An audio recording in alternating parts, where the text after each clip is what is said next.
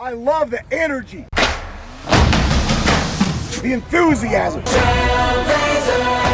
Only one. This is Utah Tech Football and the Lance Anderson Coaches Show, presented by Red Rock NIL, empowering student athletes through local businesses. A lot of good work. I'm really proud of you guys. And hi there once again, everybody. Welcome to the final Lance Anderson Coaches Show. Glad to have you aboard with us tonight, Rod Zundel, along with the head coach, Lance Anderson. Trailblazers getting ready for their final game Saturday against the rival, Battle for the Axe, 1 o'clock in Cedar City against Southern Utah. Trailblazers coming off a tough loss at home in the finale at home last Saturday, 34-31 to West Georgia. And, Coach, now it's rivalry week. Anything special planned? Or is it just business as usual? We try to approach it business as usual, try to go through the same process, same preparation, but we know games like this, maybe there's a little more energy, a little more emotion. Our guys will be ready to play. And Southern Utah's had the best of Utah Tech, as they're 4-1. This will be the 6th meeting in the NCAA era. In a game like this, a rivalry game, obviously they have a 6-5 record, 5-2 in conference play. They're having a really good season. You would love nothing more than to spoil it on their final home game. Certainly. I mean, each week, that's been our message each week. We got to go out and earn a win, but it makes it maybe a little more special against your rival as well. How unique is this? You've been in some great rivalries, Stanford and Cal. How does this one compare? Obviously, it's not Power 5 type material, but 50 miles. I mean, that's BYU-Utah type of proximity, and everybody knows everybody pretty much. Exactly. I mean, this is my first one, so just getting introduced to this rivalry, and I'm sure I'll learn a lot more about it as time goes on. But yes, when you've got two schools that are that close, when we have a very similar recruiting base, things like that, that makes for a big rivalry. Have you heard the joke about the pigeons flying over Cedar City yet? I believe I may have. Okay, we're not going to say it. Good. I just want to make sure you knew about that one, because that is a staple when we play Southern Utah. We'll leave it at that. All right, Saturday afternoon, the final home game for you guys, and you did a lot of things well, and a couple of things, basically third quarter is what done you in. It really was. I mean, again, the encouraging thing is you look at now really 4 straight games. We've had a chance to win those games. We've been right in the game into the fourth quarter. It's been a great game into the fourth quarter. We started out fast on Saturday, had a couple takeaways, converted those into points. We built ourselves a lead, but then we couldn't maintain that lead, and in the end we just didn't finish, came up a little bit short. In the previous game 2 weeks earlier against Central Arkansas, you had 6 turnovers, 4 interceptions, and 2 fumble recoveries. And as we watched the highlights, you got off to a great start again. You had 2 more takeaways in the first quarter. Second play of the game, first pass, that's a great adjustment by Jagger Williams picking off. Yeah, great interception by him. I mean, you love those takeaways. And just like 2 weeks ago against Central Arkansas, your offense capitalized on what your defense gave him. Kona Crowell, Desert Hills High School, getting his first touchdown as a Trailblazer. Yeah, that's what you love when you take the ball away, that you're able to put points on the board, which we did on both those occasions. A couple of minutes later, quarterback Brevin Hamlin, boy, he puts on hits, and then Fisher Jackson's right there to pick up the fumble, and you guys, again, inside their 40-yard line, short field. Yeah, big hit by Brevin, great job getting the ball out, then Fisher's running to the ball, playing hard, scoops that thing up. Reggie Graff started this game with 15 straight completions. That is a school record, this one to Bryce Parker for the touchdown, and you're up 14-0 midway through the first quarter. Yeah, we couldn't have scripted it any better, so great start. So then later in the first quarter, Graff's going to his tight end, Eric Olson. Perfect pass, and you guys are in business once again. Yeah, great throw and catch. And then that would set this up in the first minute of the second quarter. Everybody thinks Reggie's going to run, right? And he tosses it to Chris Street. Yeah, touchdown. Bootleg right there, and a great throw to Chris. Great call by Coach Stevens there for the touchdown. You're back up 14, 21-7. Everything's looking pretty good. Final minute of the first half. You start your drive from your own 35, and you get it started with this long pass to Eni Falai. And you guys are in business now. You're thinking scoring. Yeah, another great throw and catch right there. I mean, Eni Falai has been great having him back this second half of the season. I mean, he's a real playmaker for us. Then you put Chris Street in the Wildcat formation. A great run here by Chris. It was great getting Chris back this week. I mean, he's a phenomenal running back, does a great job running hard and also making people miss.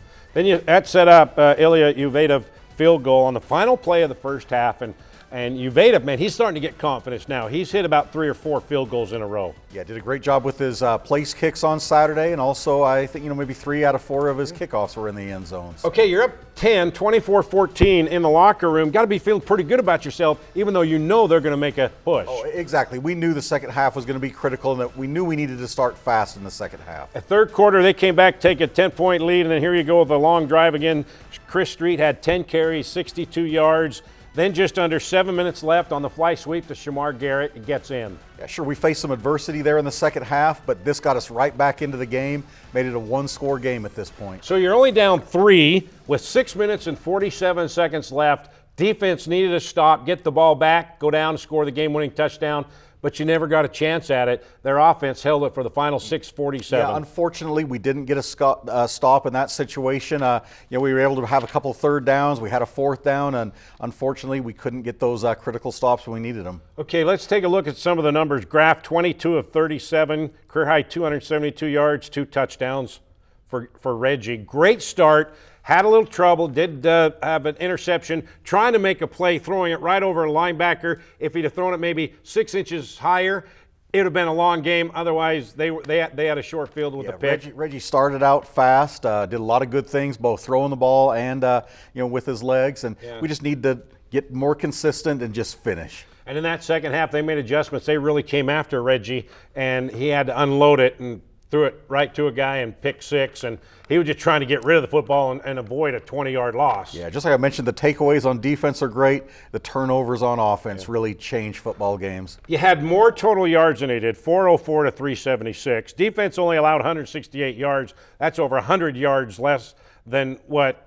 you are on average per game. Those numbers were pretty good. So when you look at the numbers, you're trying to figure out 6 of 13 on third down, 46%. That's your best game on third down conversion. 5 for 5 in the red zone, 4 TDs, a field goal.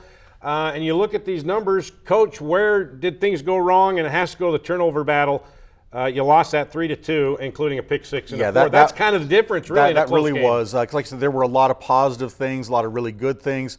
The 3 turnovers really hurt us, and then a couple plays on special teams, the long punt return that kind of changed field position. It's little things like that. It's the turnovers and the field position battle that often decides a close game like this. And also, you had the lead, a 2-touchdown lead, and then you had a good run, and a guy put his hat right on the helmet and knock the ball out. You turn it over, they go down and take advantage of that. So it is, and we mentioned on the broadcast that that's the things that you cannot do when you got a 2-touchdown lead, because it'll come back and bite you. That's exactly right. And we had built that lead, had not turned the ball over, and then all of a sudden we have 3, and that kind of changed the football game. Is that the learning process? 2 weeks ago against Central Arkansas, the defense gave you, your offense took advantage of it. You didn't make mistakes. You didn't have turnovers. This time you started that way, but then I don't know if I want to call it. It wasn't lackadaisical, maybe, and it wasn't nonchalant, but things just didn't go your way, and you weren't able to finish what you've been preaching and harping the last month and a half. Exactly. In close football games between evenly matched football teams, I mean, you have to be able to execute from start to finish, and that really leads to that. Being able to finish the game, and we came up a little bit short. It's a hard lesson to learn, but once you can learn the lesson and get over it, so when that opportunity arises, you take advantage of it. Certainly. I mean, you hate losing football games. Nothing feels worse than that. But now, 4 straight games, we've put ourselves in position to win games in the fourth quarter. We've only come through once, so we've got to learn from these and be able to finish more often.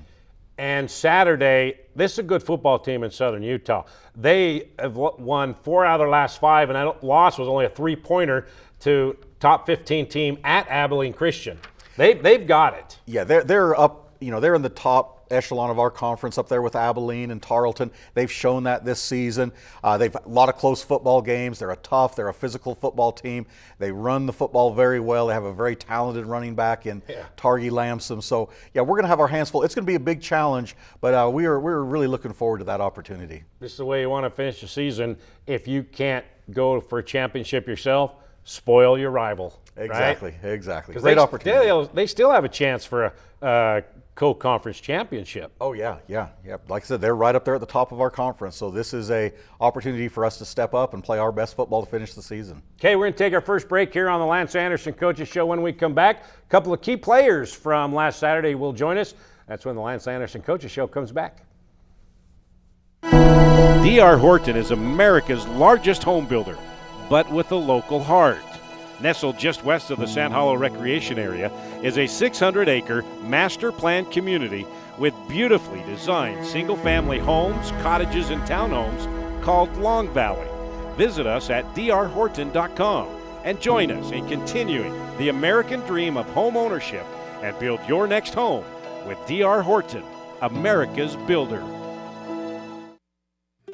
Experience the magic of southern Utah from the sky and the ground at Confetti Pebbles Hot Air Balloons. They take you on breathtaking journeys across the stunning landscapes of St. George, Hurricane, and beyond. But why just visit when you can live here? Priority First Real Estate is dedicated to helping you find your dream home. Together, they bring you closer to the community, closer to nature, closer to home. Confetti Pebbles Hot Air Balloons and Priority First Real Estate, where adventure meets home. Hey there, sports fans. Ready to take a timeout from the sidelines and jump into the action? St. George Regional Airport has you covered. Score big with convenient flights that take you from our Red Rocks to destinations around the globe. Whether it's the bright lights of LA or an exotic getaway across the Pacific, your adventure starts right here at home. When you're planning that epic getaway, St. George Regional Airport is your home field advantage. The Burt brothers doing it better player of the game against West Georgia, senior linebacker Fisher Jackson. The transfer from BYU had 9 tackles, including his 4th sack of the year. And down goes Widener in the hands of Fisher Jackson. The South Jordan, Utah native also came up with a fumble recovery. And there is Fisher Jackson. Senior linebacker Fisher Jackson. The Burt brothers doing it better player of the game. And surprise, surprise, surprise, Fisher Jackson joins us here on the Lance Anderson Coaches Show. Fisher Jackson, linebacker on the far end right there, and Josh Rillos, the freshman receiver, joins us. Guys, welcome. Thank you. So I want to get right to it. Rivalry game, and Fisher, you've been in the biggest in the state, BYU and Utah. You've played in those games. You've been a part of that. This isn't on that same scale, but the proximity is about the same. And the dislike, Coach, I guess from city to city, that it's there. You can feel it a little bit. Yeah, for sure. It may not be the same scale, but I mean, any rivalry game is going to be big. Going to come with a lot of emotion. You know, each city wants their team to win, but you know, it's going to be a lot of fun. I have 2 teammates. I'll end up playing, actually 3 teammates that play up there, so I want to come out with that dub for myself as well. So who's that? Dean Jones, Zion Allen, and Devin. Well, I can't remember his last Devin, name. okay. Yeah, that's good enough. From American Fork, but yeah, oh yeah, they got a couple American Fork guys. Yeah. So have you been able to take this rivalry, even though it's not on the same scale, maybe talk to some of the younger guys and kind of explain to them just how to approach this week? I feel like it's there. Like I feel like everyone kind of knows what it is coming into this last week. I mean, it's our last game, so everyone is kind of hyped to go out with a W, I think. And Josh Rillos, this is really your first crack at this rivalry game. What are your thoughts going into this? Yeah, I love rivalry games just from like high school and everything. The emotions are high, energy's high. Big chance for upsets happen in rivalry games too. And when you look at it, and again, we have to go to BYU Utah because that's our closest main rivalry here in Utah. But Utah's having a down season. BYU comes in. They had a 21-7, 21-10 lead at halftime, so they're right there. So I don't know if you use those kind of examples or go back to Stanford and Cal when one of the teams were down and use that and say, hey, forget the records. Oh yeah, I think it's like Fisher said. I mean, you can throw the records out in big rival games because there's so much emotion, there's so much energy around those games. Yeah, it doesn't matter what teams have done going into that. We know that it's going to be a fight on Saturday. And Fisher, going back to Saturday, you picked up your 4th sack of the season, 2nd sack in as many games. Just talk about that game. You had it. You could taste it. It was right there in your grasp. You just never pulled it out and plucked it out of the tree branch. Yeah, I mean, you always hope for them, but you just got to keep playing. Hope that every play you get one, and you know, when you do your job, good things happen. Play fast, good things happen. Halftime, you're up 10. Things are going your well. Defense playing well. You're stopping them. Offense is taking advantage of the opportunities that you give them. What was the mood like? What was the thought in that locker room at halftime, up 10? Just keep playing ball. Try to keep going out, and you know, Coach talks about just doing your job, executing every play, doing the little things right. I mean, we came up short, but it's just a lot we could learn from, take it into this week and do better. And Josh, freshman, you had 1 catch, I believe, up until a couple weeks ago at Eastern Kentucky. Then you had your coming out party. You had 7 receptions, and then you had 4 more on Saturday. Just talk about your progression, and now you're being relied on to make plays. Yeah, I think starting out on scout team actually helped a lot, getting to go against the #1 DBs, just keep getting better each and every week, and then when my number was called, I was ready. Yeah.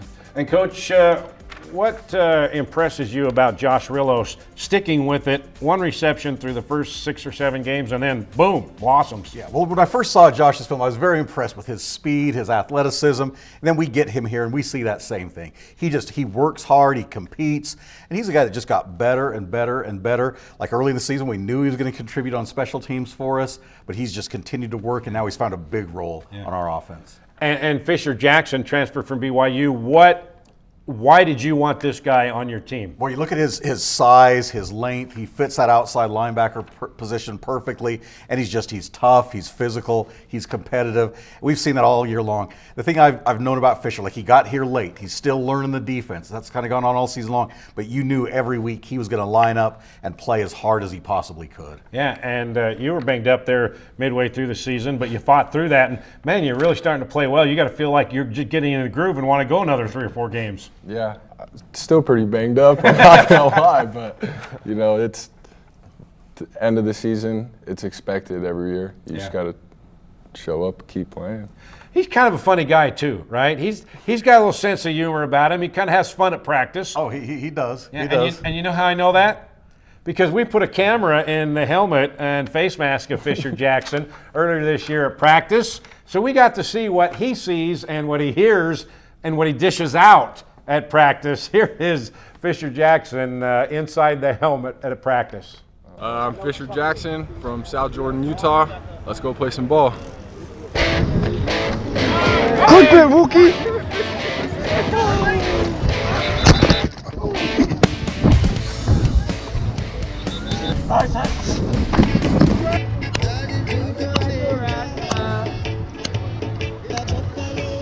This is a great song. This is a great song. Come on, sing it. Stolen from Africa. Hey!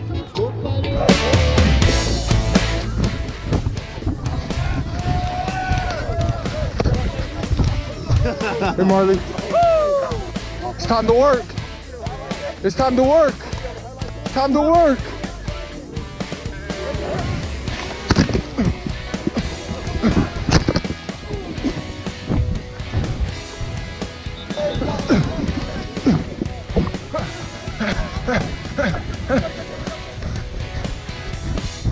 Hey, Jaden.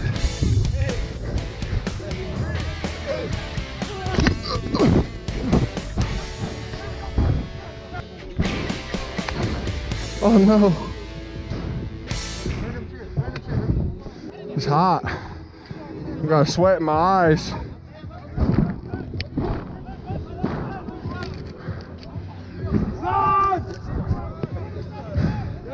Got it all clean. Soldier. Yeah. Jason from Africa. Hey, this is Mr. Barber right here. Y'all need it. Right here. Get him right. Chin, beard, everything. Yeah.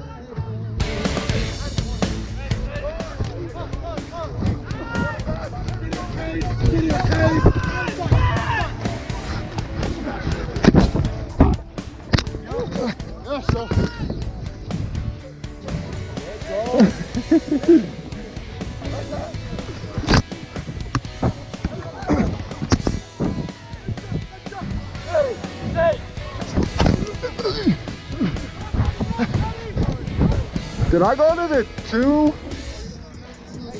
I think I got moved from the back end to the front. Oh wait, that's KOR.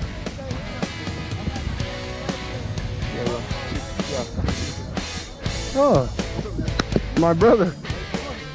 Say hi to the camera. Thumbs up. That's a solid response, a thumbs up. Thanks for coming along for some practice. We'll see you guys soon. Okay, I can understand why you get beat up. You get hit every play, and you hit every play. Best part about football. Yeah, and you got to feel lucky you don't have to get in there all the time, do you? Yeah, it's nice. You just have to worry about coming over the middle. Yeah. Sometimes you get hit, but. All right, well, that's fun, Coach. Thanks for letting us do that at practice. It's a good insight of what these guys go through. It really it's does. not just out there running around. They're getting beat up. There's a lot of contact. There's a lot of physicality in this game for sure. All right, we're going to take another break. When we come back, we will look ahead a little bit more to Saturday, 1 o'clock kickoff against, do we say their names, or do we say that, do we say just the team up the road? Team up the road. Team up the road. We'll talk about that with Lance Anderson. Coach's Show comes back. Welcome to St. George Academy, home of the Dragon Slayers, where academic excellence meets individualized learning right here in Southern Utah.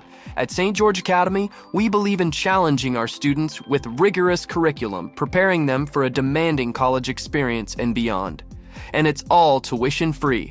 Our unique Pathway University program offers accelerated courses, allowing students to earn college credits in high school. Experience the St. George Academy difference, schedule your tour today, and join us on your educational journey. Yesco is a proud partner of Trailblazer Sports Vision and Utah Tech Athletics. Yesco specializes in manufacture of custom electric signs and displays. From the smallest to the largest, Yesco can design, manufacture, install, and maintain an identification package that is tailored to your specific needs. Yesco has been serving Utah businesses for well over 100 years with quality signage and exceptional service. To see how Yesco can serve you, go to yesco.com. Craving something sweet but healthy? Come to Berries and Cream, the original spot for fresh berries in our delicious sweet cream. Locally owned and operated right here in St. George. We offer a cold, refreshing treat that's perfect for the southern Utah climate.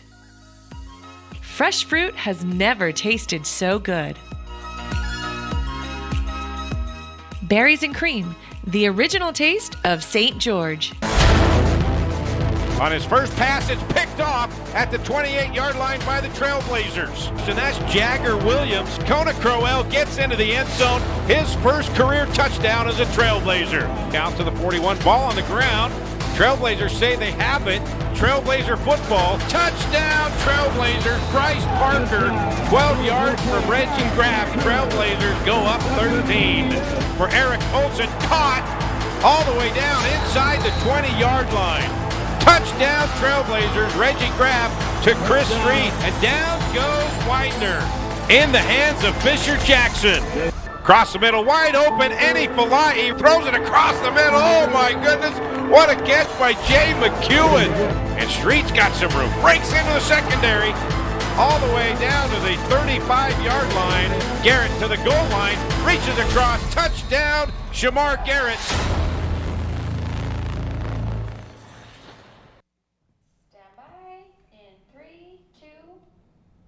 Just some of the sights and sounds from Saturday afternoon, the home finale against West Georgia. Hard-fought loss, 34-31. We're here in the Lance Anderson Coaches Show with linebacker Fisher Jackson and receiver Josh Rillos. And first of all, we want to get to know you a little bit better, but I got to ask you, you're a senior. Do you have any eligibility left? This is it, huh? Yeah. So Saturday's it for you. What are your emotions like for that?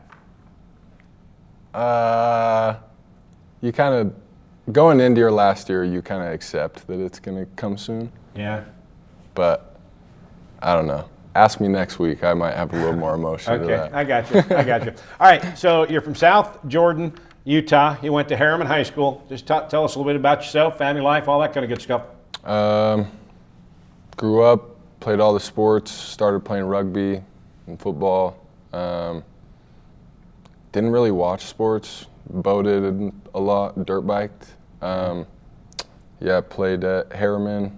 And then got a preferred walk-on to BYU. Started playing football. Yeah, I mean, grew up same house my whole life. Yeah. Have 4 older siblings. I'm the youngest. I'm the baby of the family. Ah! Yeah. He's the oldest. Yeah, I'm the yes, youngest. yeah. And we have more young I think the baby of the families than we do. We do have a lot of babies on the team. I figured that out. Well, so to speak. Yeah. So, are you spoiled? They think so. Yeah, of course they do, yeah. But, I mean, I have 6 nieces, so they're spoiled. Oh, you're the favorite uncle? But, like, by some. Yeah. It's all right. I love them all, so it's fair. That's a good answer. Yeah. All right, Josh Rillos, you're from Golden, Colorado. Yeah. Tell us a little bit more about yourself. I'm actually the second oldest. I got an older brother, 2 younger brothers, and a younger sister. We all grew up playing sports. There's a lot of us, so we play together, and it's a lot of fun. Out of high school, I didn't have the opportunities I wanted for football, so I went to Utah State. I was going to try to walk on there if they had a tryout, but they didn't. So then I was just searching for schools to see if I could transfer because I wanted to play football again. Yeah. And then Utah Tech ended up giving me the opportunity. Yeah, so and you're making the most of it now that you have some opportunities, right, Coach? Well, he certainly is. Yeah, done a great job for us. Yeah, now you have to, become an adult here pretty quick. So what are you going to do with your life? I graduated from BYU in construction management. So there's, the line of construction, I guess, to go into after. Yeah. We'll see. Kind of big around here, especially. So, for sure. Josh, what are you majoring in? You haven't decided yet? Yeah, I'm majoring in finance. My dad's a financial planner. He owns a company, so I'm going to try to take that over. Well, you can finance some of his construction deals, right? Yeah. Okay, Saturday afternoon in Cedar City, 1 o'clock, kickoff against Southern Utah. As we take a look at their highlights, there's one guy that you need to stop. Fisher, you know this guy, right? Targi Lamson. Yeah. You know that that's the guy. He rushed for 162 yards against Central Arkansas. They're 6-5, 5-2. They beat Central Arkansas by 7. He's a real deal. He's the leading rusher in the nation. We played a lot of good running backs this year, and we can add him to that list. He's a good player. And their I'm not a big stats guy. What? I'm not a big stats guy. I don't care how many yards he's got. Okay. Well, I'll just tell you, he has over nearly 1,800 yards, averages 160 yards a game. And their quarterback, Jackson Berry, 242 yards, 3 touchdowns on Saturday. He can also wing it around. Yeah, I mean, it starts with the run game for them, but they've been so productive in the run game that it's opened up some things in the past, and they've had some big plays. So, we got to stop the run and eliminate big plays in the pass game. They give up high 200s in the pass game. Kind of got to like that, right? Yeah, that'll be fun. All right, guys, you ready for this? Yeah. Okay, this is fun. Okay, now it's time for treats, the best part of the show. It's not, looking at Coach and I. Noelle from Berries and Cream, the shops at Zion. She is delivering them personally. And what do we have today? We have berry cobbler, and I brought banana cream pie. Berry cobbler and banana cream pie. You guys ever been to Berries and Cream? Not well, yet, no. you better get there, Coach, right? It's good stuff for sure. All right. Thank you. Spoon it up. Don't be shy. I'll try banana. So there you go. Thank you. It's really good. One of these have the graham cracker crust. Which one's that? That one. This one? Yep. Ah, yeah. All right, guys. 1 o'clock kickoff on Saturday. Noon is our pregame show, Trailblazer Kickoff on the Fan Sports Radio Network and also on Trailblazer Sports Vision. And also don't forget that the Utah Tech men's basketball team will be playing in the Huntsman Center against the Utes Friday at 3:30, pregame at 3:15. So busy weekend. But anyway, Saturday, final game, guys. Good luck. Let's go down and spoil their season, all right? Sure. All right, we'll see you guys Saturday. See ya. Good, huh? Good stuff, Maynard.